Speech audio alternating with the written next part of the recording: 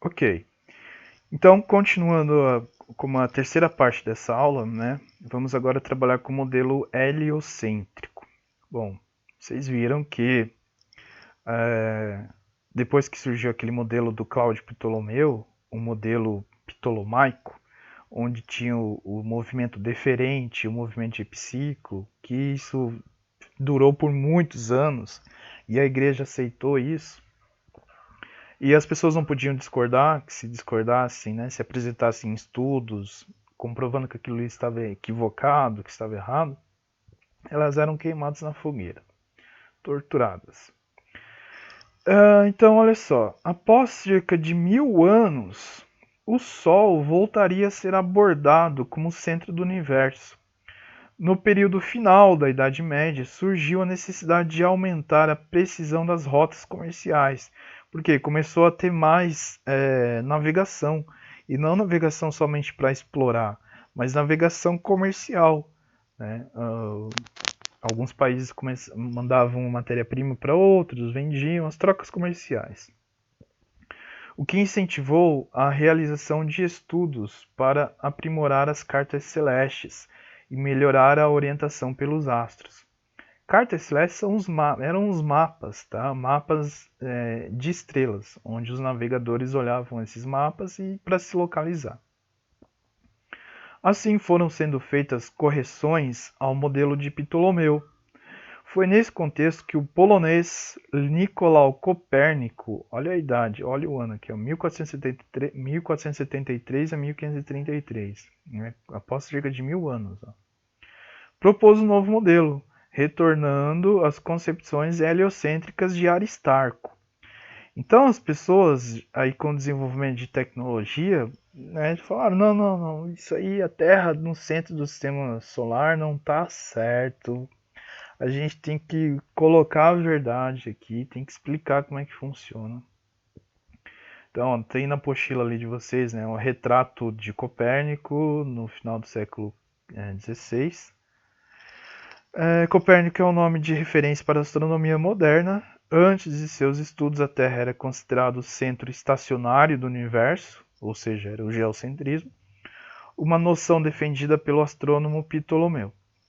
Aí o Copérnico ele fez um livro, né, uma obra, A Revolução das Esferas Celestes, onde ele descreve sua ideia de um universo centrado no Sol, no qual a Terra é apenas um dos planetas girando em torno dele e de seu próprio eixo. Um pouco de história aqui é que acontece o seguinte: nessa época aqui, ó, de Copérnico, o a igreja ainda maltratava as pessoas, tá? Ainda torturava as pessoas, matava as pessoas, colocava as pessoas para queimar na fogueira. Então o que aconteceu? O Copérnico ele realizou esses estudos, só que quando ele apresentou, a igreja falou assim: opa, vai com calma aí, cara. Você está pisando em ovos. Né? Se você continuar com essa sua ideia aqui, a gente vai te matar, seu demônio. Né? A gente vai te colocar na fogueira. Aí que Copérnico fez? Ele era cristão também, né? Ele falou: não, então tá, então eu vou ficar quietinho aqui na minha, não vou mostrar isso para ninguém. Eu fico vivo, continuo desenvolvendo meu trabalho.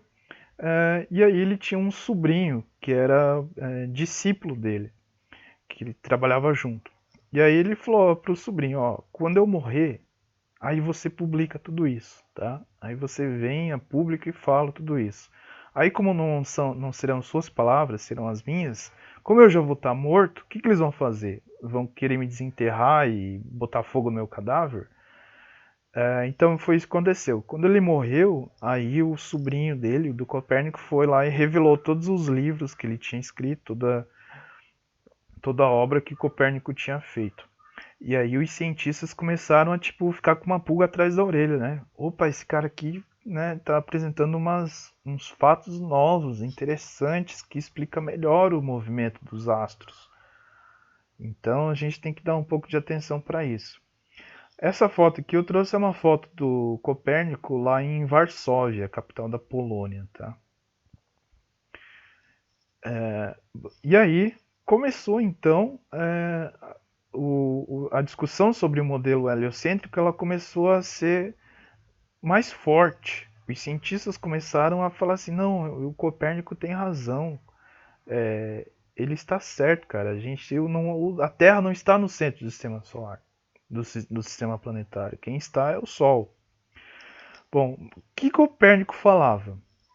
Olha só, o seu modelo indicava que, em vez da Terra, o Sol é que estaria imóvel no centro do universo. As órbitas circulares permaneciam semelhantes às do modelo ptolomaico, mas os planetas não descreviam os epiciclos. Tá? Então, olha só, ele continuou, né? Lembro que no modelo geocêntrico lá de Ptolomeu, Ptolomeu deslocou a Terra um pouco ao lado do centro, né? Lembra? E aí tinha os movimentos deferentes do Sol, dos planetas, e tinham também alguns realizavam esse epiciclo aqui, que é esse movimento circular aqui, ok? Aí o Copérnico, ele falou assim, não, quem está aqui no centro não é a Terra, é o Sol, tá? E o Sol também, ele não está exatamente no centro, ele está um pouco deslocado aqui, ó. E aí o Copérnico falou que os demais planetas aqui eles realizavam esses movimentos deferentes, né? O movimento deferente é o movimento circular, é o movimento orbital, ó, deferente aqui, ó, que é essa linha vermelha aqui que está traçada aqui, né? Mas o Copérnico, ele falou, mas os planetas não descreviam os epiciclos, tá? Lembra que o epiciclo era esse movimento aqui, ó, né?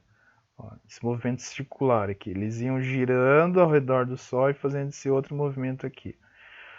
Então, o Copérnico falou, não existe esse movimento aqui, ó. Não existe esse epiciclo. Deixa eu voltar aqui para colocar aqui, ó. Então seria só isso aqui, ó, esse GIF aqui, tá vendo? O Sol no centro do sistema planetário e os movimentos fazendo a órbita circular ainda, tá? Em movimento constante, né? Eles não alteravam a velocidade aqui, mas eles não tinham os epiciclos, que seria esse movimento aqui assim, né? Ok? Olha o que aconteceu. O modelo heliocêntrico foi reprovado pela Igreja Católica, pois se contrapunha aos seus preceitos, retirando o ser supremo do centro do universo. Pela repercussão que gerou na época, o modelo demorou para ser aceito e passou por diversas correções, buscando uma maior compatibilidade com os dados observacionais. O que a Igreja fez? Bota fogo nesses livros do demônio, do capeta. Bota fogo nessas pessoas que estão pensando assim, onde já se viu. Tortura, punição, tá? Quem fez isso? A igreja. Aí, no século XVII, Galileu Galilei, que é um dos maiores cientistas de todos os tempos, realizou várias observações astronômicas, boa parte depois de construir sua própria luneta. Então, ó, Galileu, né, que tem aqui umas imagens dele aqui, não é foto, né, são uns desenhos, ele construiu sua própria luneta, né, um objeto aqui que conseguiu observar um pouco mais longe do que as lunetas que eles tinham até então. E aqui tem uma outra imagem, uma representação dele observando os astros, né. Então ele construiu isso aqui, esse cara era muito inteligente.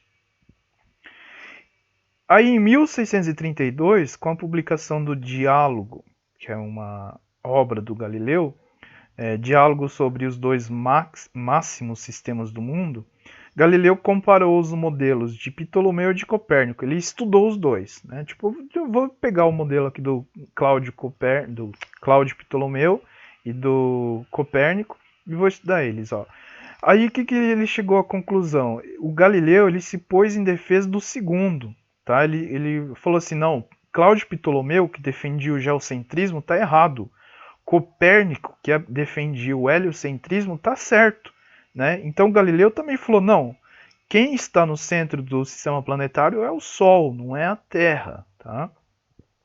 Aí com isso, essa obra, o que aconteceu? A igreja, né? A igreja proibiu esse livro do Galileu. Ó. A igreja adicionou a lista de livros proibidos, tá? Que é o Index Librorum Prohibitorum. juntamente com outro livro do Galileu, que é o Siderius Nuncius, também de sua autoria. Né? Então, isso aqui é uma imagem aqui do livro do Galileu, aqui do Diálogo sobre os dois máximos sistemas do mundo.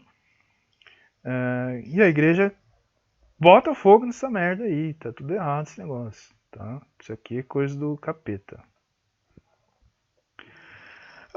Bom, depois, mantenha isso em mente, tá? Galileu Galilei. Ele é muito importante. Tem uma revista no Brasil que se chama Galileu Galilei, tá? E fala sobre ciência. Ele é o pai da ciência moderna. Bom, mas a igreja ali era repressora, né? Repressão do caramba. Matava um monte de gente que pensava contra. Era uma ditadura. Né? Então, ditadura é assim: você não pode falar nada contra. Você tem que aceitar e ficar quietinho, cara. Senão você vai morrer.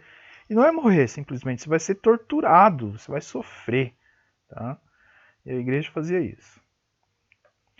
Então, também surgiu ali, ó, em 1500 nessa época aqui, ó, 1546 a 1601, né, pelo dinamarquês Tycho Brahe, ele propôs o modelo híbrido.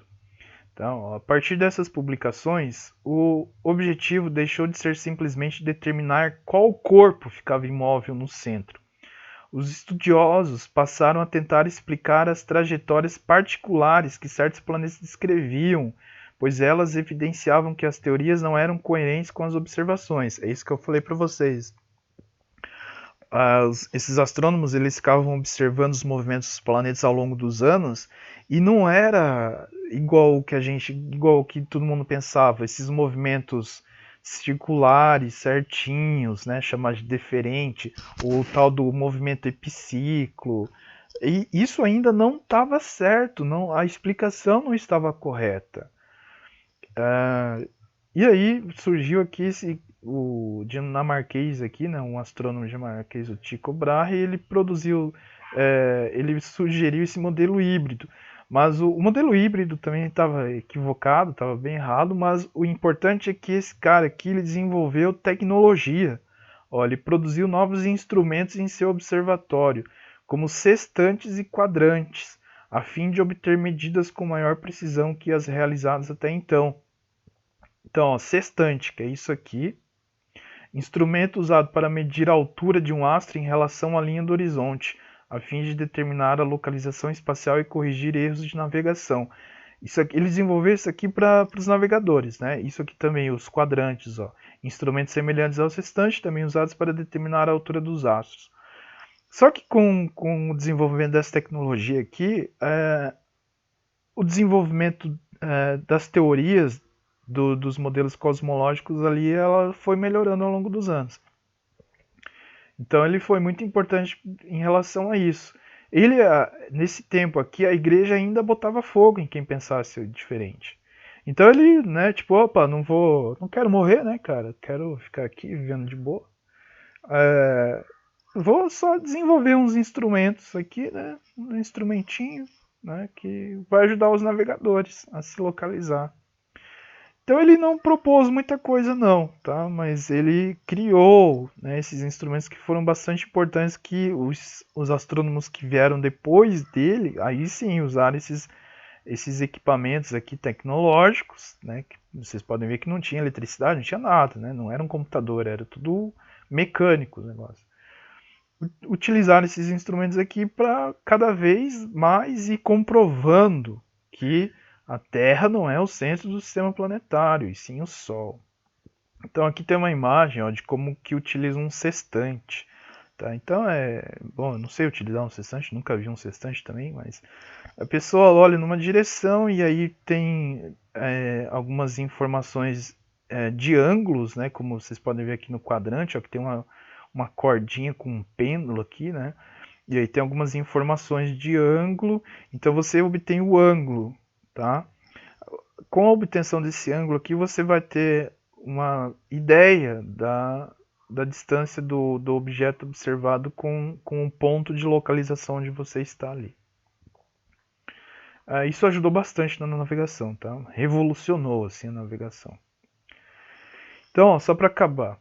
Aí, qual que foi o modelo de Brahe, né? Esse Tycho Brahe aqui que desenvolveu esses equipamentos, que é esse modelo híbrido, tá? O Brahe não acreditava fielmente na teoria heliocêntrica, então construiu um modelo híbrido, em que os planetas orbitavam o Sol, mas o Sol e a Lua orbitavam a Terra. Era uma coisa mais bizarra ainda, mais cabulosa ainda, ó. Ó, em que os planetas orbitavam o Sol. Ó, o Sol está aqui. Deixa eu pegar aqui. O Sol está aqui, ó. Tá? O Sol está no centro do sistema planetário. Só que ele não confiava no modelo heliocêntrico, tá? E a Terra ela também estava no outro centro, então tinha dois centros. Tinha o centro do Sol e o centro da Terra. Os demais planetas conhecidos até aquela época, lá, Júpiter, Marte, Saturno, Mercúrio, Vênus, aqui orbitavam o Sol. Ó. Então esses planetas, ó, observem a linha de Júpiter aqui, ó. Eles tinham uma órbita ao redor do Sol, ok? Não era ao redor da Terra. Os únicos astros que orbitavam a Terra eram o Sol e a Lua. Olha que bizarro. Tá? Apesar desse modelo resolver muitos problemas, ele ainda apresentava uma matemática complexa, ó, cálculo. Com o avanço dos estudos e das observações com dados precisos das posições dos astros, outros pesquisadores, como Johannes Kepler e Sir Isaac Newton, dois caras muito bons, contribuíram para a superação do modelo híbrido e a consolidação do modelo heliocêntrico, tá? Então, ó, deixaram para trás o modelo híbrido, deixaram para trás o modelo geocêntrico e agora comprovaram e reafirmaram que o modelo heliocêntrico era o correto, que é aceito atualmente para descrever o sistema solar, tá? Ó, aceito atualmente, aquilo que eu falei lá no começo da aula, na parte 1. Com o desenvolvimento da tecnologia, quem sabe isso mude, né? Vamos ver, mas muito provavelmente nós não estaremos aqui para vivenciar uma nova revolução astronômica. Beleza, gente? Então, ó, essa aulinha em 3 partes conta um pouco da história da astronomia e daí também para vocês relembrarem modelos geocêntrico, heliocêntrico, tem esse modelo híbrido aí que ninguém fala muito. Mas o importante do Brahe é que ele desenvolveu esses equipamentos aqui, né? Sextante, quadrante, que foi bastante importante. Galileu Galilei, que desenvolveu essas lunetas, tinha um alcance maior, pai da ciência moderna. E agora, as próximas aulas aí, a gente vai trabalhar com esses dois caras aqui, ó. Johannes Kepler, a gente vai estudar as 3 leis de Kepler. E o Sir Isaac Newton, porque ele foi condecorado lá, ele é inglês, ele foi condecorado como um Sir.